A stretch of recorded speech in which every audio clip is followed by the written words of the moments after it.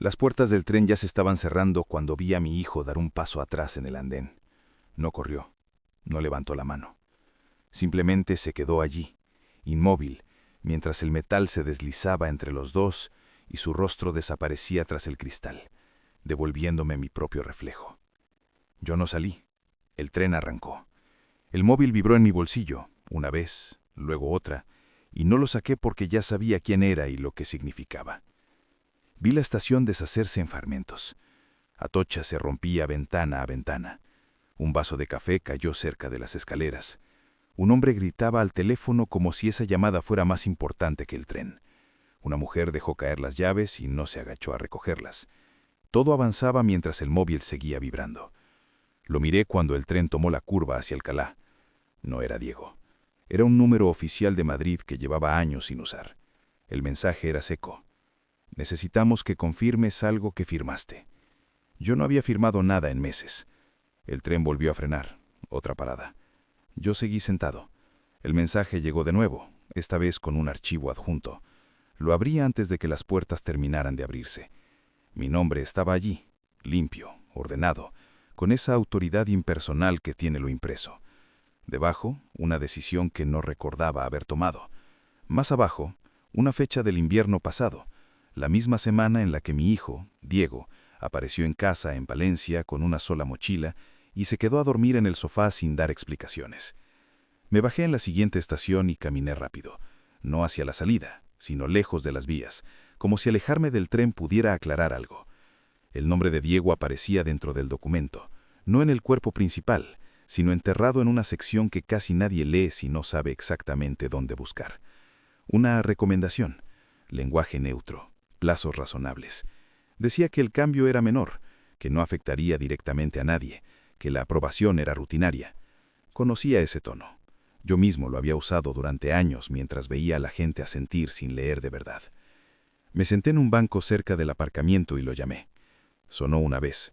Contestó como si ya estuviera esperando. Dije su nombre, él dijo el mío, nada más. Los coches pasaban detrás de él. Alguien se rió cerca. Le pregunté dónde estaba. Dijo que iba de camino, hacia el sur. Le pregunté por qué su nombre aparecía bajo el mío. Dijo que era la forma más rápida de que lo aprobaran. No tenía prisa. Hablaba como quien explica por qué un paquete llegó tarde. Un vigilante pasó despacio cerca del banco y siguió su camino. Diego dijo que el sistema necesitaba velocidad, que los retrasos crean daños mayores, que no era nada personal. Me levanté y empecé a caminar hacia la calle mientras él seguía hablando, como si moverse de mi lado pudiera cambiar algo del suyo. Dijo que los afectados ni siquiera lo notarían. Crucé sin esperar al semáforo. Un coche pitó y pasó rozándome. Él no se detuvo. Le dije que el documento estaba mal. Dijo que no estaba mal, solo adelantado. Le dije que mi nombre no debía estar ahí. Dijo que le daba credibilidad al proceso. Llegué a la acera y me paré. La ciudad sonaba demasiado fuerte. Motores, frenos, todo superpuesto. Dijo que necesitaba que no retirara la aprobación, que ya había demasiadas cosas en marcha. Le pregunté cuándo lo decidió. Dijo que hacía meses.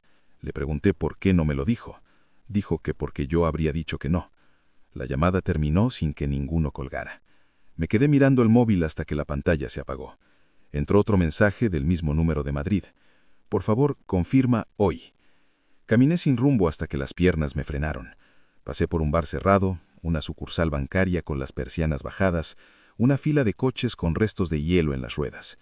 Pensé en aquella noche de enero en la que Diego volvió con una sola mochila y se quedó en la puerta como si no supiera si aún tenía derecho a entrar.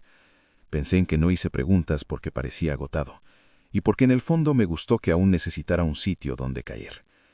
Volví a casa y encendí el portátil viejo, el que no estaba conectado a nada más. Abrí el archivo otra vez, luego otro y otro. La decisión no era pequeña.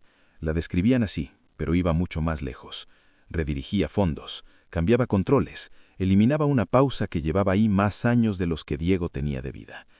Cada página usaba lenguaje limpio y una seguridad silenciosa. Las palabras de Diego al teléfono encajaban con precisión inquietante. Empecé a llamar a números que ya no debería tener. Algunos sonaron, otros no. Uno respondió desde Madrid y preguntó cómo había conseguido esa línea. Dije mi nombre y esperé. No lo repitió. Preguntó qué necesitaba. Le pedí que mirara una fecha. Me pidió que aguardara.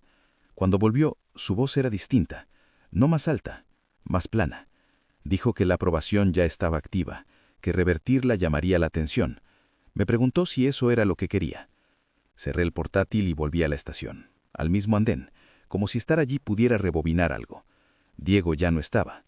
Un limpiador pasó con su carro justo por el lugar donde se habían cerrado las puertas. Me senté y esperé.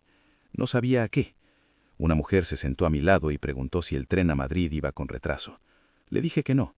Miró el panel de todos modos. El móvil sonó otra vez. Era Diego. Dijo que había oído que estaba haciendo llamadas. Le dije que estaba leyendo documentos. Dijo que esos documentos no contaban toda la historia. Le dije que contaban lo suficiente. Dijo que el sistema necesitaba gente como él para seguir funcionando. Le dije que un sistema que necesita atajos no funciona.